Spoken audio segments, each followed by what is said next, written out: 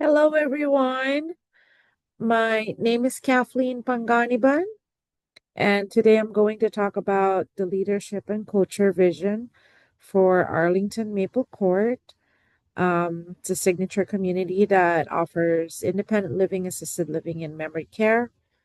In my first paper from my midterm, I focused on the structure of the community and what and who does what. So for this presentation, I'm going to go deeper into describing who we are and how we want to treat people, and then what kind of culture that I want to build as a general manager of Arlington Maple Court. So for this, I wanted to make sure that I show how Arlington Maple Court can feel like home for its residents, families, and be a meaningful workplace for the staff.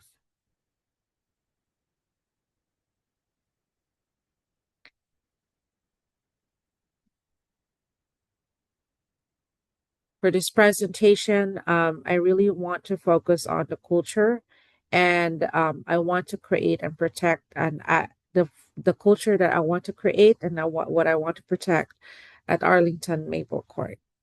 So our core purpose is that we believe our seniors or older adults should be able to live well, with as much independence, safety, connection, and um, purpose as possible.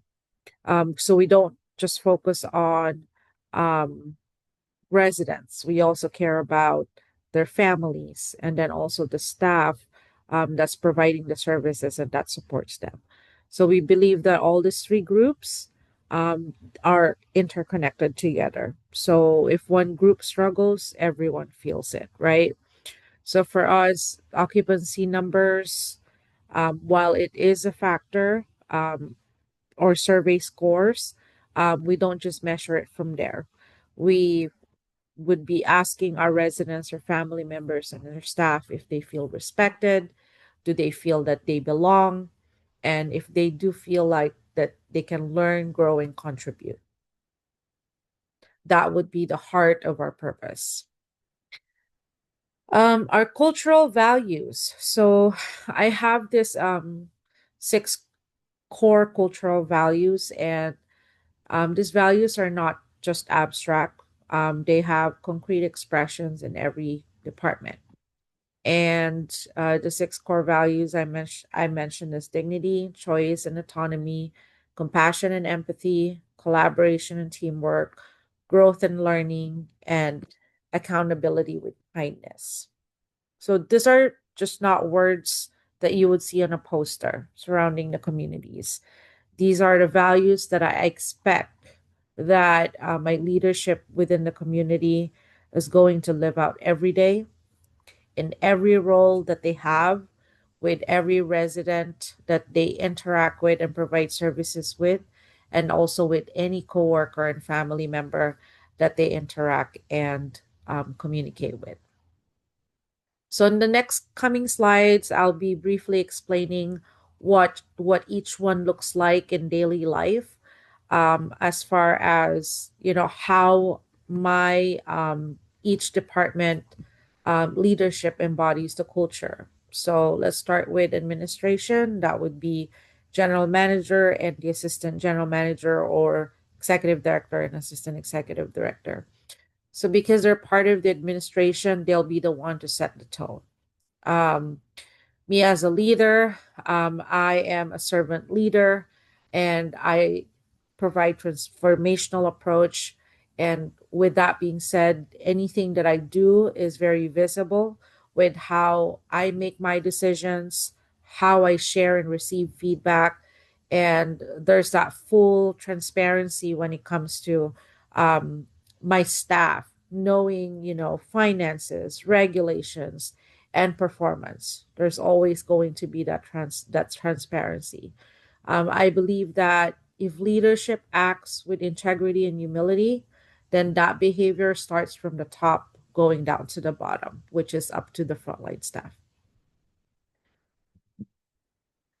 As far as culinary services, so for culinary services, um, this department embodies the culture by making sure that the dining experience is centered on the resident's preference, centered on the resident's history, cultural background, and their medical needs. Because if our culinary services or dining experience is centered on all those three, it will be an elevated culinary program, which demonstrates dignified and purposeful and choice when it comes to the dining experience for the residents.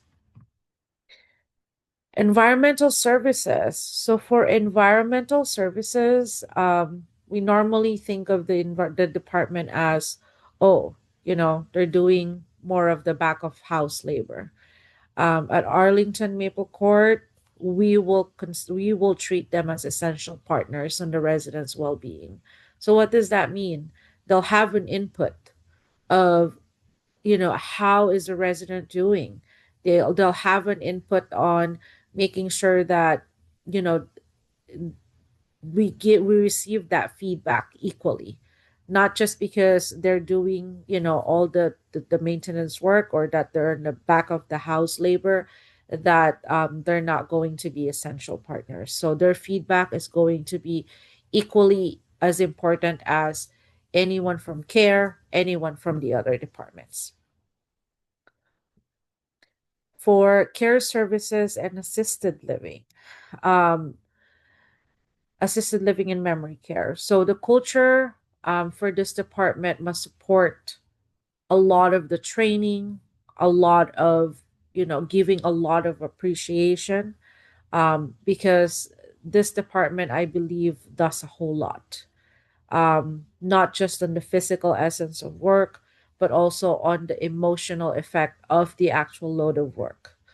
Um, so, with that being said, we in turn will have to model compassion. We'll have to make sure that we are patient with them. We have to make sure that we're continuing to train and giving them the education, so there's clinical excellence.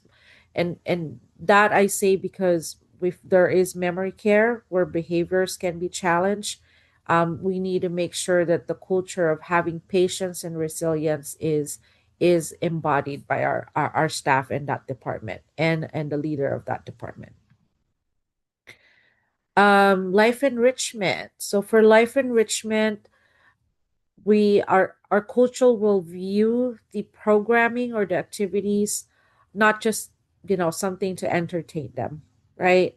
But it will have that deeper, purposeful um, intent when we create the program. It has to center supporting physical, cognitive, social, emotional, and the spiritual well-being of the resident. So programming will be individualized and resident driven, and it will incorporate respecting each resident's abilities and preferences. Hospitality services. So for hospitality services, since they're the one that, our residents, our family members do see first or have that first input, when they go see the front desk, or when they are like going to that concierge services, because they need to set up transportation. We want to make sure that they are the ones that gives that pure, genuine customer service. So it's like a warm greeting when helping with transportation, and then giving that clear information when they need to, get an answer for an appointment, or a question that's related to um, anything as far as customer service or hospitality. So this would be, moments or opportunities to reinforce that when we're providing and we're showing that immediate customer service, residents and families would see the value that they have to the community. For People resource services. So this is like our HR and business office in one. Um, I believe for this department, the culture is embodied from being the formal steward for the employee, right? I believe that HR sets the tone and then also ingrains the culture. Because if we're hiring the right people when onboarding them the right way, and then during onboarding, we're also instilling those values. We're making sure that we are ensuring that fair pay and benefits are provided. We're tracking compliance of how compliance with our like regulations and then training practices, and then also ensuring that HR is that support for managers that needs that guidance for performance coaching, and making sure that we're doing it right by the employee and right by the company. Then we can see that HR is not just like policing rules, but they're also part of actively promoting a healthy work environment. For sales and marketing, and welcome home services. So I combine these two. Um, they shape first impressions and expectations, basically. What's critical with this department is that we want to make sure that the culture reflects that what we promise is what we actually deliver. So it has to reflect on like our brochures, our websites, our tour paths, our tour um, uh, process. And it needs to really show the realistic picture of the life inside Arlington Maple Court. We want to make sure that we're honest, and we want to make sure that um, there's going to be areas where if we are still improving on certain things, that we are very honest and upfront about it, right?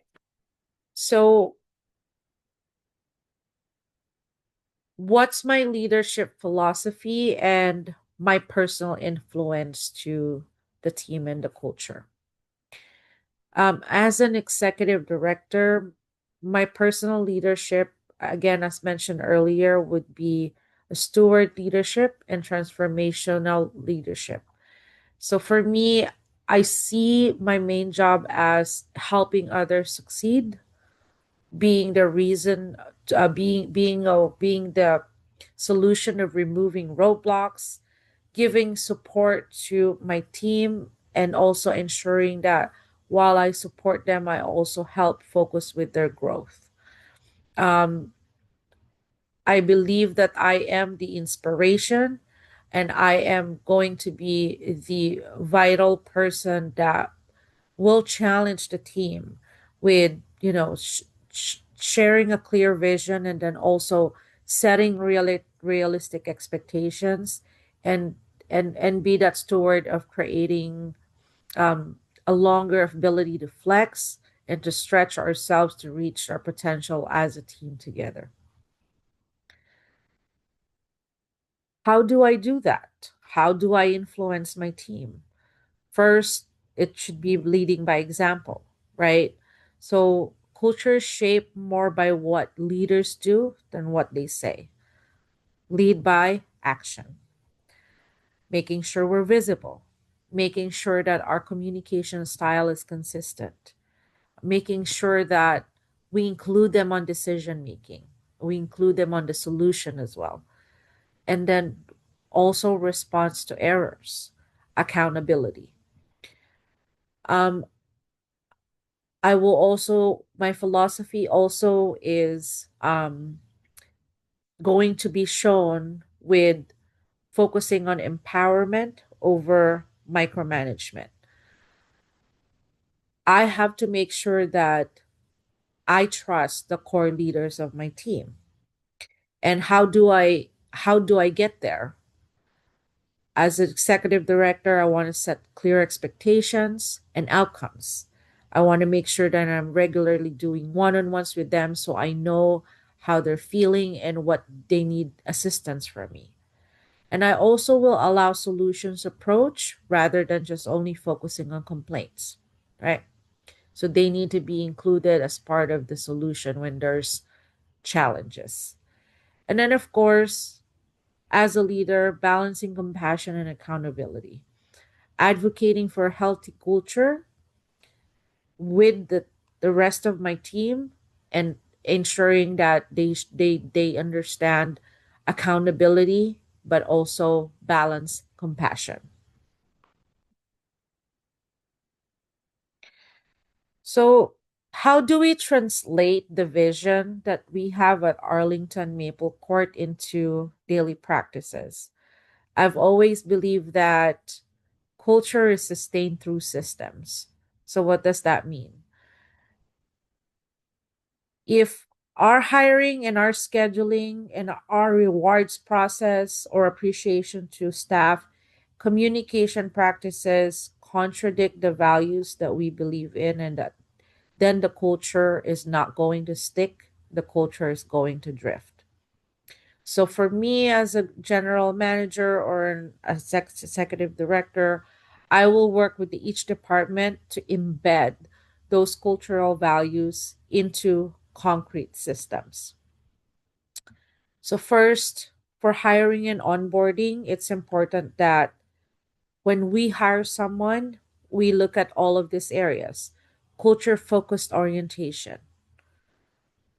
We need to also utilize behavior based hiring and also involving um, our associates in participating, if knowing and finding out if that individual that you're hiring for is a culture fit.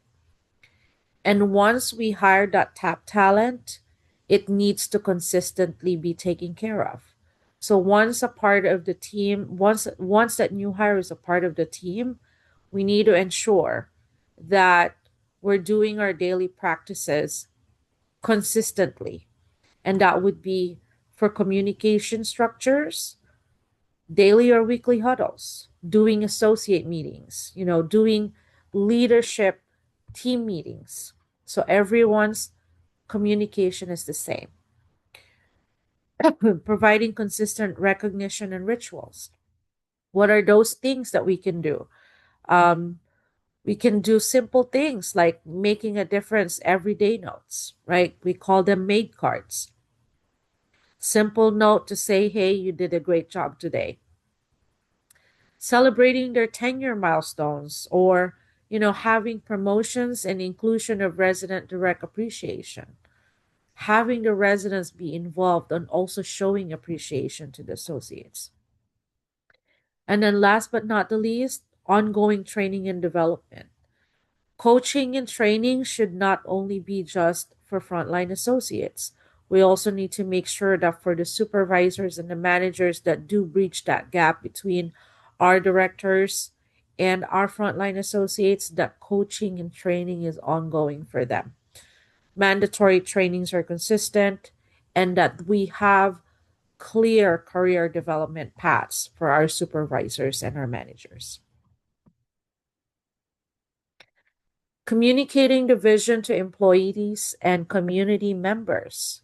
So, for the culture of the community to thrive, the vision cannot just live in a manual or in our mind, right? It needs to be consistently communicated, it needs to be consistently talked about, it needs to flow with our employees, our residents, families, and the entire community. So with employees, how do we do this? We utilize your orientation and onboarding. We do some storytelling. We do visual communication and then also have an open door policy with structure. I believe that this is important. How do we communicate vision to our residents and families? We can tap on resident council and family meetings. We can do transparent communication by sending weekly newsletters and any as needed announcements in real time that our families and residents need to know. And then, of course, the welcome home process. That is a very, very vital process that initiates that step one, and that and that relationship building with our residents and families. And then, of course, with the broader community, this applies to, any of our partnerships outside, you know have making sure that we have the authentic and genuine marketing approach, that we are communicating with our community partnerships consistently and advocating for them as well, and bringing them in the community as an avenue for residents to learn more things. It could be like bringing in, a doctor that can provide health talks for certain specific um, topics that our residents would like to know, and that builds community partnerships. And then, of course, public representation, being, providing providing support to the community outreaches, and ensuring that the community is participating on those like volunteer work and programs.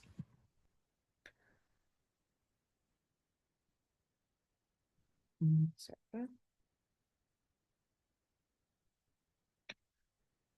What are the anticipated challenges, and what is our cultural response? As we know, any strong culture will be tested in with real world pressures. Um, we've been asked what are the two major recurring challenges that I do foresee at this community.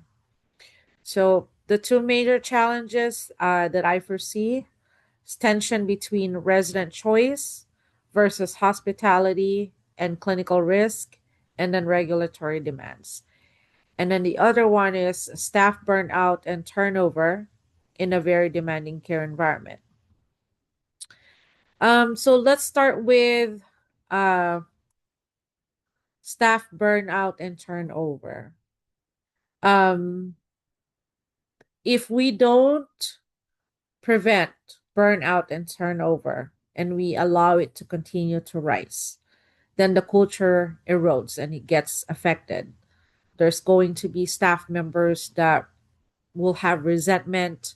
There's going to be communication failures. And then now it trickles down to residents feeling the impact, because now they're going to feel that the staffing is not happy. The care feels rushed.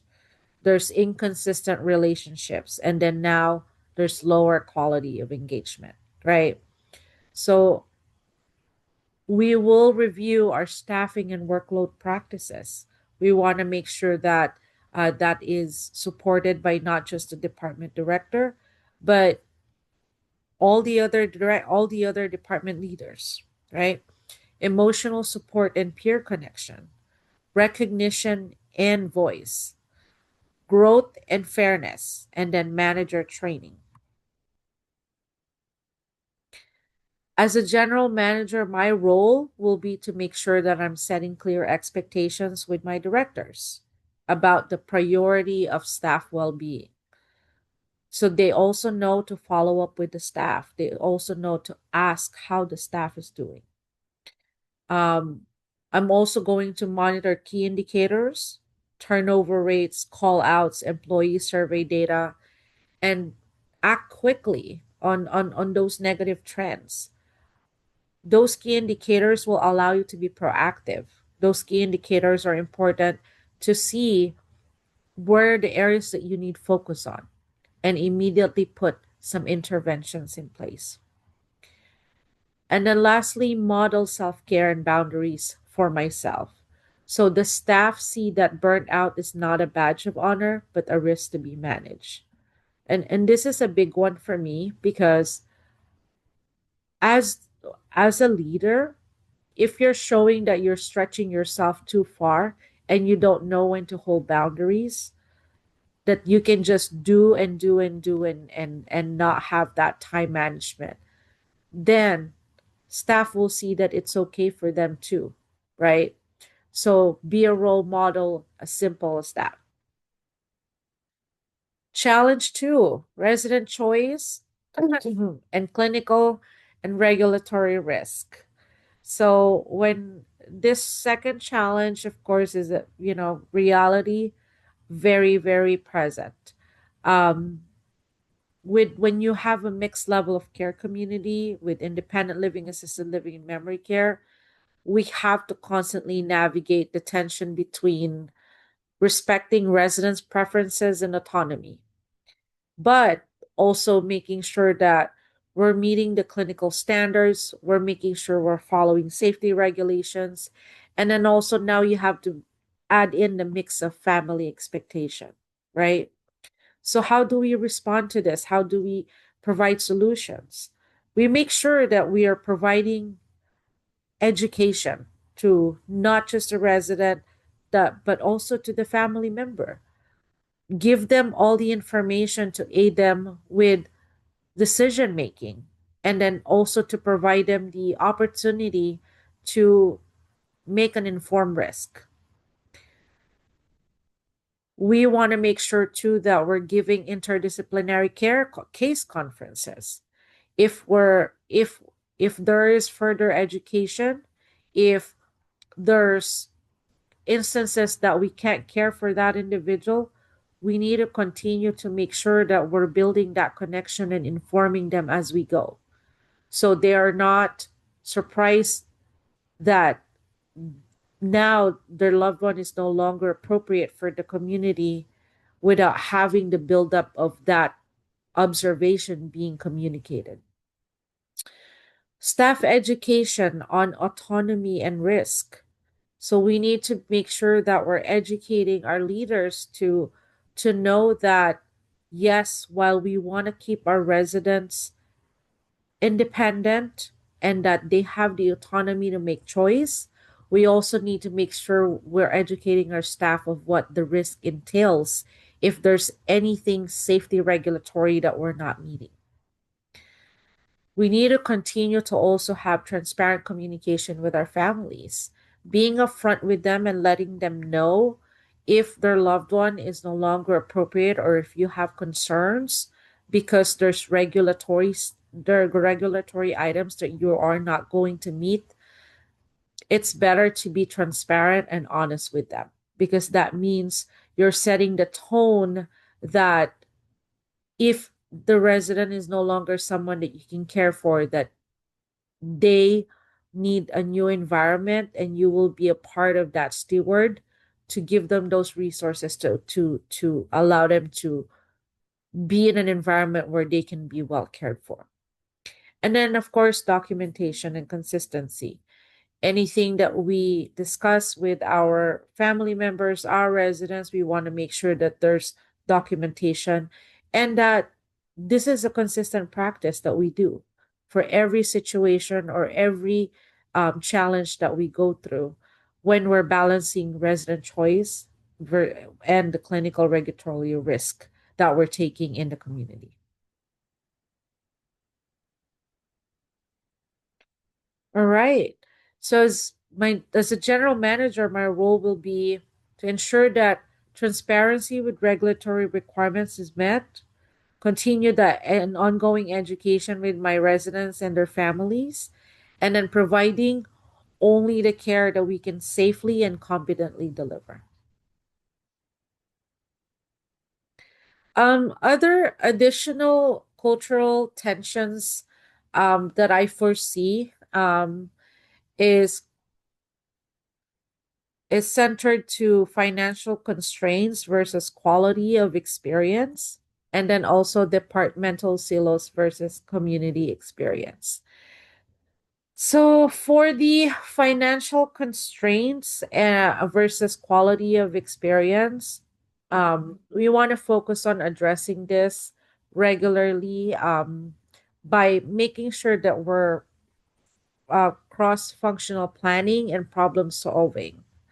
We want to make sure that we're we set the tone with the team that all of this are shared goals, and the metrics are also the metrics are a result of shared performance to meet these goals. So, for example, for overall resident experience scores, those are community wide. And so the residents will not give us those great scores if not everyone in each and every department are actually providing the best service there is to reflect those scores. A repeated message that no department wins if the community loses. So I like this because it also addresses that departmental silos versus community experience. So, for example, if you have a care department that's doing well, but then your environmental services is not, they're now viewed as two separate departments. But then the effect of that with the community is that the residents don't have 100% vision and buy-in of that culture of that community because one department is not doing well and the other is doing well. So that's what it meant by, no department wins if the community loses. And so we should not have any department silos. Basically, while they have their own assigned task and assigned responsibilities, all departments should be able to overlap together and be able to represent the community as a whole. So the culture I imagine for Arlington Maple Court is a bit ambitious, but I do believe that it's attainable. Again, it's a signature community, and therefore the experience is expected to be elevated. The core values and the culture needs to be there and ingrained. And so we want to make sure that residents feel known, residents feel respected and engaged, and they're not just being housed in that community but they're actually truly cared for. So we also want to make sure that families trust us. Even if we go through hard conversations or cannot say yes to everything, that we have that trust because of the culture that we have developed and that we have shared with them. For the staff, we want to make sure that they feel proud to work there, feel supported when they're struggling, and then also that they are encouraged to grow. And the leaders of the community operate transparently, collaboratively, and operate with humility. So, my role as a general manager is to be the chief steward of this culture, and I will be the person that protects it from having that erosion, making sure that I'm modeling the responsibilities daily, the culture daily, and then also aligning my systems or my departments so that the way that we hire as a community, the way that we train, the way that we schedule, the way that we recognize and communicate to everyone as part of that group, residents, staff, family members, we all communicate and reinforce the values that we believe on. That's it. Thank you so much.